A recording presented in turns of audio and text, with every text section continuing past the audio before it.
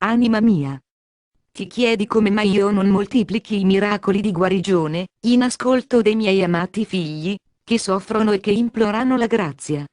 Il quesito, che ti poni è più alto di te, la mia risposta sarà parziale, cioè rivolta solo a quello che puoi comprendere.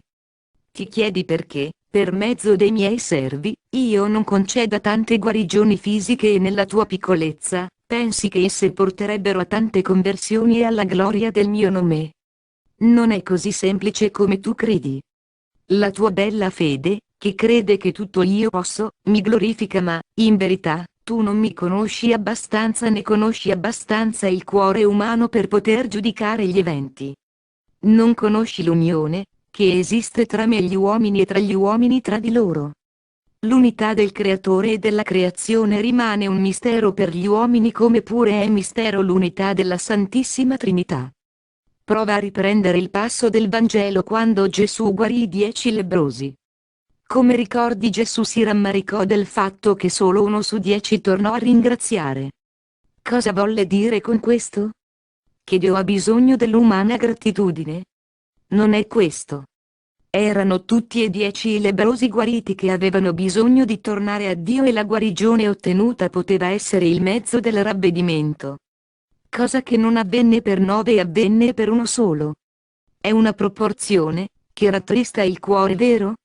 Se rattrista te, quanto più rattrista me, che sono il padre di tutti gli uomini, e che aspetto che tutti tornino a me per donare loro salvezza eterna. Ma ciò non accade anche quando io opero nella loro vita in modo straordinario. Sì, dico questo perché i miracoli sono il mio modo abituale di agire, ma voi chiamate miracoli soltanto gli eventi umanamente inspiegabili, istantanei e duraturi. Non contate i prodigi, che avvengono nello scorrere del tempo e silenziosamente nelle vostre vite. Non avete lo sguardo chiaro della fede per comprendere le mie vie, che sono sempre vie di bene anche quando non concedo le guarigioni fisiche istantanee, che mi chiedete. Tornando ai nostri 9 lebbrosi guariti, che cosa ci guadagnarono dall'aver ricevuto il miracolo dal Signore Gesù, senza riconoscere Lui? La loro condizione di guariti potrà essere stata migliore oppure no? Ti sei mai chiesta a questo? Sì, perché incontrare Gesù e ricevere un miracolo da Lui per poi non cambiare vita e ritornare a Dio significa perdere un'occasione speciale di salvezza. La loro guarigione sarà stata duratura oppure saranno tornati malati perché non si sono allontanati dal regno del male dell'avversario? Che ne sarà stato di loro? Forse il Signore Gesù avrà provveduto altre occasioni di salvezza, magari servendosi di altri suoi servi, oppure no? È certo, che come dice un vostro proverbio, finché c'è vita c'è speranza, tuttavia un altro vostro adagio dice che ogni lasciata è persa. Ed è proprio così. Gesù sapeva cosa si perdevano i 9 tardi di cuore ed elogiò l'unico che tornò indietro a glorificare Dio. Strano che per tornare a Dio bisogni tornare indietro, vero? Eppure è così, bisogna cambiare, fare inversione di marcia, convertirsi. Rivediamo dal Vangelo di Luca.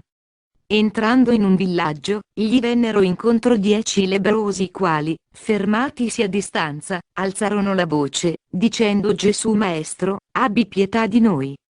Appena li vide, Gesù disse: andate a presentarvi ai sacerdoti. E mentre essi andavano, furono sanati. Uno di loro, vedendosi guarito, tornò indietro lodando Dio a gran voce, e si gettò ai piedi di Gesù per ringraziarlo. Era un samaritano.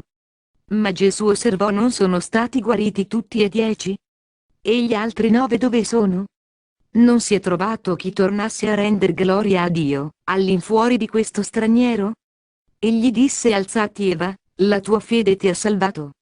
Anche oggi per mezzo di miei servi fedeli potrei operare tante più guarigioni fisiche, e se ciò non avviene le cause sono molteplici. Una ragione potrebbe essere che il malato non vuole tornare a Dio con tutto il cuore per ricevere la guarigione. Quando dico questo intendo guarigione totale dell'uomo, che si cala nel vostro tempo, cosicché ci può essere guarigione fisica immediata e guarigione graduale dell'anima. Io non faccio mai violenza a nessuno e mi servo del tempo in vostro favore. Guarigione significa anche conversione e ci possono essere malati, che non vogliono allontanarsi dal peccato e non vogliono cambiare vita. Se non c'è la volontà di cambiare vita, tornando a Dio con tutto il cuore, un miracolo di guarigione fisica potrebbe essere sconveniente perché si potrebbe verificare quanto scritto in Luca: quando lo spirito immondo esce dall'uomo, si aggira per luoghi aridi in cerca di riposo e, non trovandone, dice: ritornerò nella mia casa da cui sono uscito. Venuto, la trova spazzata e adorna. Allora prende con sé altri 7 spiriti peggiori di lui ed essi entrano e vi alloggiano e la condizione finale di quell'uomo diventa peggiore della prima. Ma ci sono tante altre cause che possono rendere sconveniente la guarigione fisica, che mi viene chiesta. Ogni persona ha la sua storia personale e il suo progetto di vita, che ad altri, giustamente, non è dato di conoscere. Ci sono figli miei che desiderano guarire ed ottengono la guarigione dell'anima perché si convertono e credono al Vangelo. Già, perché convertirsi e credere al Vangelo significa cominciare a guarire, per continuare a causa della grazia, che si riceve nella perseveranza. La guarigione dell'anima può anche portare alla guarigione fisica. Ma questo è un altro discorso. Dicevo che ci sono figli, che nel profondo del cuore, dove io regno insieme a loro, desiderano rimanere ammalati perché la loro sofferenza sia in espiazione dei peccati. La cosa, che ti potrà sembrare strana, è che alcuni di loro non hanno consapevolezza di questo desiderio del loro spirito, che si scontra violentemente con i desideri della loro natura umana. Sai bene che carne e spirito sono in combattimento durante la vita terrena e la consapevolezza del progetto personale è data solo per mezzo dell'accoglienza della volontà di Dio. La fede infatti è in grado di illuminare l'intelligenza umana e rendere gli uomini capaci di accogliere il mistero di Dio. Gesù disse: vegliate e pregate, per non cadere in tentazione. Lo spirito è pronto, ma la carne è debole. Quelle sante parole sono per ciascuno perché lo spirito vostro è in accordo con il mio spirito nel regno di Dio, che abita nei vostri cuori, mentre la carne è debole e non può accogliere la divina volontà se non sottomettendosi ad essa. Cristo deve vincere la ribellione della carne perché il regno sia instaurato nell'uomo nella sua interezza e tutto il cammino della vita porta in questa direzione, così come dal progetto di redenzione.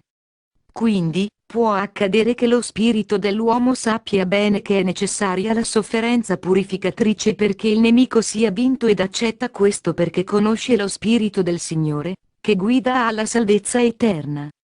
La mente, invece, non può con le sue sole forze accogliere la via della sofferenza perché la mente è stata inquinata dalle logiche del mondo ed è soggetta alle tentazioni del padre della menzogna. Cosicché ogni uomo è diviso in se stesso e solo la fede è in grado di superare l'empase e aprire il cuore alla grazia. In concreto, sappi che ci sono persone, che pregano per la guarigione e non ottengono ma il loro spirito è d'accordo con me per continuare a portare la croce della sofferenza a scopo espiatorio. Lo stesso dicasi per altre persone afflitte dal nemico, che non ottengono liberazione. Alle une e alle altre è necessaria soprattutto la conversione perché possano entrare nel regno di Dio, al centro della loro anima, e incontrare le 3 persone divine, che regnano con loro sulla loro vita. Ti ricordo le prime parole di Gesù all'inizio del suo ministero pubblico: il tempo è compiuto e il regno di Dio è vicino, convertitevi e credete al Vangelo. Certamente tu mi ricorderai che il Vangelo dice anche: chiedete e vi sarà dato, cercate e troverete, bussate e vi sarà aperto, perché chiunque chiede riceve, e chi cerca trova e a chi bussa sarà aperto. E dici bene, ma poi il Vangelo prosegue così: chi tra di voi ha figlio, che gli chiede un pane darà una pietra? O se gli chiede un pesce, darà una serpe? Se voi dunque che siete cattivi sapete dare cose buone ai vostri figli, quanto più il Padre vostro che è nei cieli darà cose buone a quelli che gliele domandano. A molti sembrerebbe chiaro quello che Dio dovrebbe fare per i suoi figli, ma proseguendo nel versetto successivo si legge: tutto quanto volete che gli uomini facciano a voi, anche voi fatelo a loro. Questa infatti è la legge ed i profeti. A molti non risulta chiaro quello che devono fare loro stessi. Sai bene che ognuno deve fare la sua parte. Anima mia, non rattristarti troppo di fronte alle tue mancanze di carità, perché io non me ne rattristo troppo. A te e a tutti chiedo conversione, perché voglio che tutti i miei figli entrino nel regno di Dio, che è regno di pace e gioia senza fine. So che aspetti una conclusione a questo messaggio, che sia utile per te e per tutti coloro che lo leggeranno. Ebbene, anima mia, e tutti voi che leggerete queste parole, la conclusione è: il tempo è compiuto e il regno di Dio è vicino, convertitevi e credete al Vangelo. Queste mie parole non mirano a togliere la speranza della guarigione ai miei cari figli ammalati, anzi, al contrario, mirano a far sì che cerchino la vera conversione, che è la via per ottenere quanto desidera il loro cuore. Ti amo, vi amo e vi benedico. Dio, vostro Padre.